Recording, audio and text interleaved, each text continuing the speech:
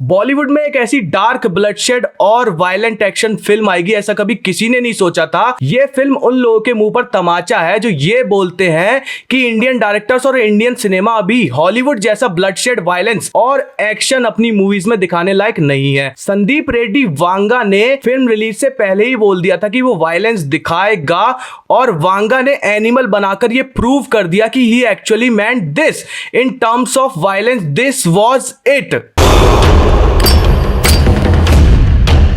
पूरी की पूरी मूवी इतनी क्लासिक है ना, पूरी की पूरी पिक्चर स्टार्ट से लेकर एंड तक हर 15 मिनट में मुझे गूज़बम्स आए हैं। एनिमल मूवी वो ही एड्रेनलिन का शॉट है जो जिम जाने से पहले लॉन्डो को चाहिए होता है। 3.5 घंटे की मूवी है और कहीं भी ऐसा नहीं हो रहा कि फालतू की चीजें दिखाई गई हैं, फालतू का एक्शन दिखाया गया है कि गाड़ियां उड़ रही हैं और लात मार दी तो 50 आदमी उड़ गए इसकी बैंड की। कहीं भी ऐसा एक्शन नहीं है। इसे बोलते हैं असली एक्शन मूवी।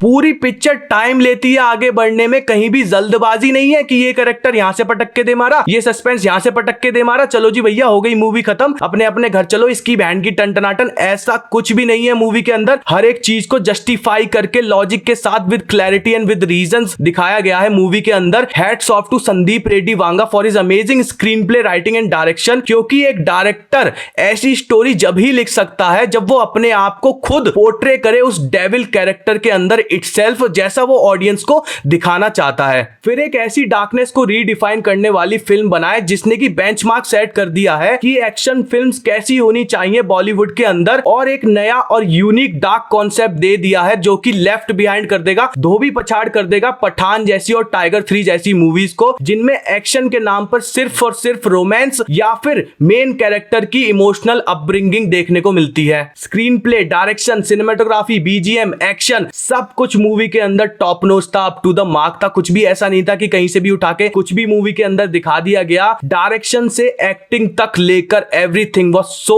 फैंटास्टिक। इस पिक्चर के बाद hats off to Ranbir Kapoor, because क्या ही कैरेक्टर प्ले किया है, क्या ही मस्कुलिन कैरेक्टर प्ले किया है, फैंटास्टिक।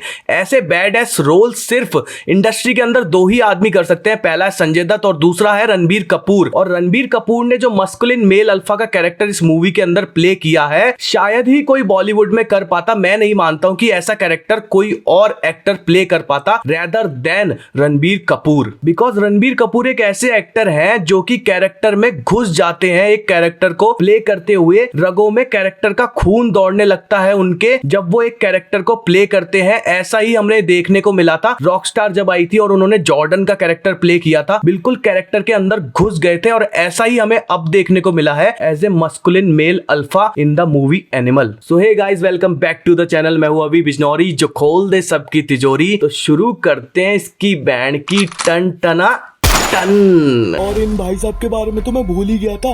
भैया जी आप तो माँ चोदती है, कमबैक हो तो लॉर्ड बॉबी जैसा, वरना ना हो। जिन लोगों को थैंक यू फॉर कमिंग और 4 मोर शॉट्स जैसी मूवीज पसंद आती हैं और अच्छी लगती हैं, ये मूवी उन लोगों के लिए बिल्कुल नहीं बनी है, बिकॉज ये उनके सेंटीमेंट्स को हर्ट कर सकती है। और हुआ भी ये, हमें ये ही देखने को मिला कि उन लोगों को ये मूवी बिल्कुल पसंद नहीं आई और ट्विटर पर जाकर इस मूवी को टॉक्सिक बोलकर एंड इंस्टाग्राम पे आमिर खान का कोई पुराना इंटरव्यू अपलोड करके वो लोगों को फॉल्स नैरेटिव देने की जिम्मेदारी निभा रहे हैं। फ्यू इमोशंस जो बहुत इजी होते हैं ऑडियंस में प्रोवोक करने के लिए।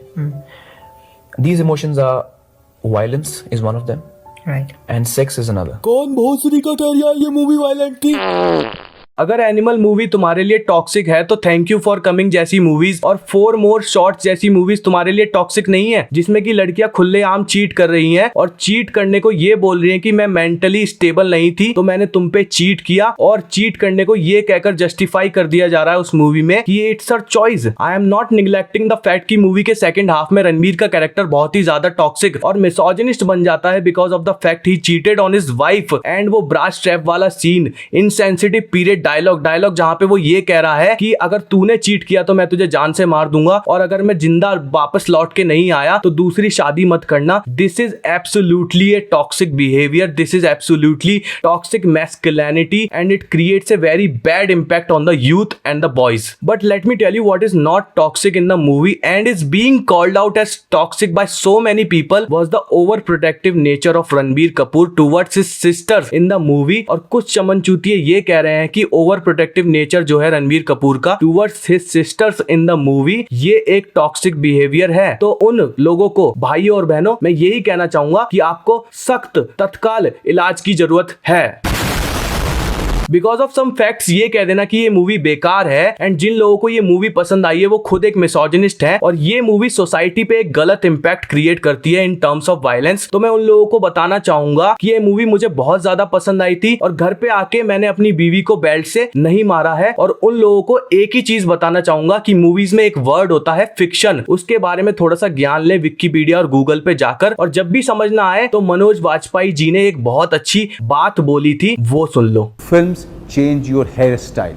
They don't change society. इन लोगों को अपनी फिल्म नॉलेज सुधारने की बहुत ही ज्यादा जरूरत है, और ये वही लोग हैं जो इंस्टाग्राम पे किसी मीम पेज की फॉल्स नरेटिव वीडियो को सच मान के बैठ जाते हैं। और कुछ ऐसे भी हैं जिन्होंने अभी तक एनिमल देखी तक नहीं है, कैन यू बिलीव इट, और वो कह रहे हैं कि animal is a toxic movie. Other than the fact Ranbir का कैरेक्टर बहुत ही ज्यादा टॉक्सिक था, बट ये मूवी जब तुम एंड तक देखोगे, जब तुम्हें रियलाइज होगा, पता चलेगा कि रणबीर की परफॉर्मेंस और उसके सीक्वल्स जितने भी थे बीइंग टॉक्सिक वो इसलिए दिखाए गए हैं क्योंकि to turn him into a monster, जो कि अब अबरार के बुचर भाई से लड़ेगा। लास्ट में जो अबरार का बुचर भाई दिखाया गया है उससे लड़ेगा, उस मॉन्स्टर में उसे कन्वर्ट करने के लिए इतना टॉक्सिक दिखाया गया है। क्विंटन टोरेंटिनो जो इतना बड़ा डायरेक्टर है हॉलीवुड का, जो अपनी मूवीज में वायलेंस और ब्लडशेड दिखाने के लिए फेमस है, वो भी टॉक्सिक है। वो भी सब अपनी मूवीज बनाना बंद कर दें क्योंकि ऐसी मूवीज लोगों को इंस्पायर करती है ना। इंडियन सिनेमा जितना आगे निकलता जा रहा है मूवीज बनाने में, उसे देखने वाली ऑडियंस उतनी ही नैरो माइंडेड होती जा रही है, एक टॉक्सिक वोक कल्चर से इन्फ्लुएंस होकर। राहुल ना सिर्फ मेरी फोटोज और मेरी वीडियोस पे ही कमेंट करता था नाइस पिक डियर, अब तृप्ति की फोटोज और वीडियोस पे जाकर कमेंट कर रहा है और उसकी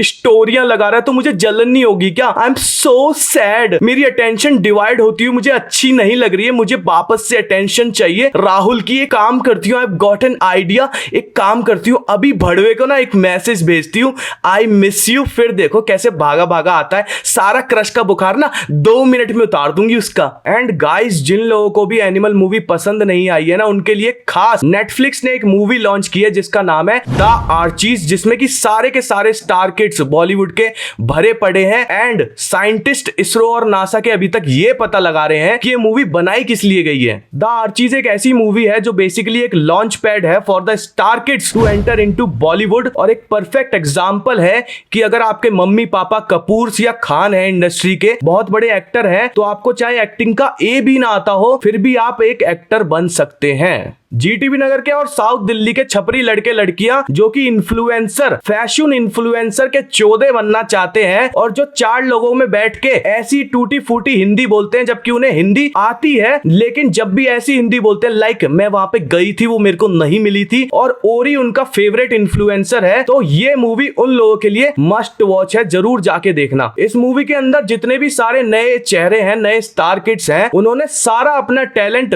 पिक्चर के गानों में दिखाया है, नाच के सारे नचनिए हैं। एक्टिंग तो कहीं से कहीं तक नहीं थी मूवी के अंदर। अंग्रेज बनने का शौक है ना, अंग्रेज बनना है ना, पश्चिमी सभ्यता का पूरा कॉपी करना है ना, पर कितना भी कॉपी कर लो गोरे गोरे ही होते हैं, गोरों जैसा स्वैग कभी नहीं ला पाओगे अपने अंदर। ये हिंदुस्तान है भैया, कितना ही अंग्रेज बन लेना, रहोगे देसी के देसी ही। और गाइस, मैं तो ये सोच रहा हूँ कि आजकल की जनरेशन को ये होता क्या जा रहा है। ये फिल्म जिन्हें जिन्हें पसंद आ रही है वो बेसिकली वो ही लड़के लड़कियां हैं जिनकी स्पॉटिफाई पे top listening artist Taylor Swift आती है, और जो प्राइवेट स्कूल में पढ़ते हैं और घर पे जाके मम्मी से बोलते हैं कि मम्मी पापा से कह दो कि मेरा एडमिशन एमईटी के अलावा कहीं ना कराएं। ये मूवी इंडियन एडेप्शन है famous comic book the Archies की, पर इंडियन एडेप्शन के नाम पर इस फिल्म के अंदर कुछ भी नहीं था, इवन टाउन का नाम तक इन्होंने कॉपी कर रखा है, रिवरडेल, और क्या कहते हैं कैरेक्टर्स के नाम तक चेंज नहीं करे, सब कुछ कॉपी कर रखा है, स्टोरी भी कुछ कुछ वैसी ही है, और क्या कहते हैं डाइनर, इवन जहाँ पे ये बैठ के द पॉप्स दिखाया है, जहाँ पे ये खाते पीते हैं, शेक पीते हैं, वो तक कॉपी कर रखा है। सेट बिल्कुल ऐसा लग रहा है कि कहीं लंदन में शूट करी गई हो मूवी। इंडियन एडेप्शन के नाम पर इस मूवी में कुछ भी नहीं था। इससे अच्छा तो तुम्हें देखना ही है तो जाके नेटफ्लिक्स पे एक ऑलरेडी शो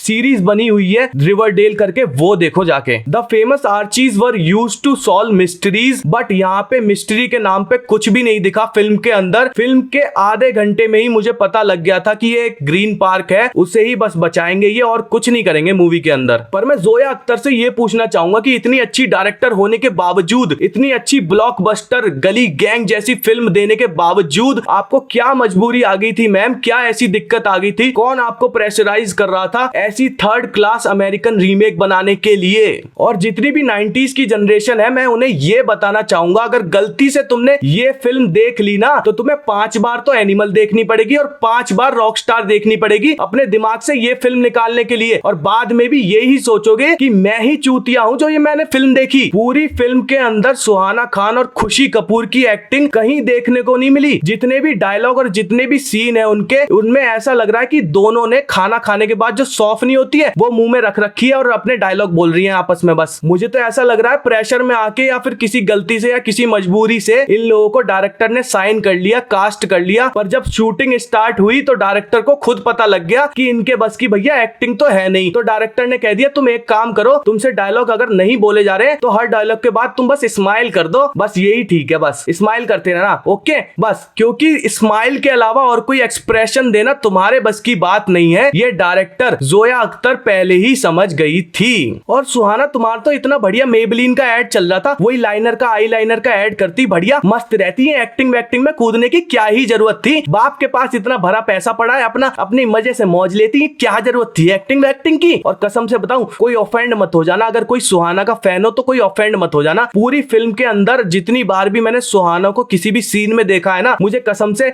ऐसा लग रहा था कि शाहरुख खान सर जो है वो लड़की की बिग पहन के बैठे हुए हैं। अब नेटफ्लिक्स को ना कोरा जैसे और काला पानी जैसे 3-4 शोज और निकालने पड़ेंगे ये हगा हुआ समेटने के लिए, कसम से बता रहा हूं। सो गाइज, आज की वीडियो में बस इतना ही। अगर वीडियो पसंद आई हो तो वीडियो को लाइक कर देना, कमेंट कर देना, शेयर कर देना और चैनल को सब्सक्राइब कर देना। जब तक के लिए हकूना मटाटा, हस्ता ला विस्ता। जल्दी ही मिलते हैं अपनी नेक्स्ट वीडियो में। अपने लवर को धोखा दो और हमें भी डार्लिंग मौका दो।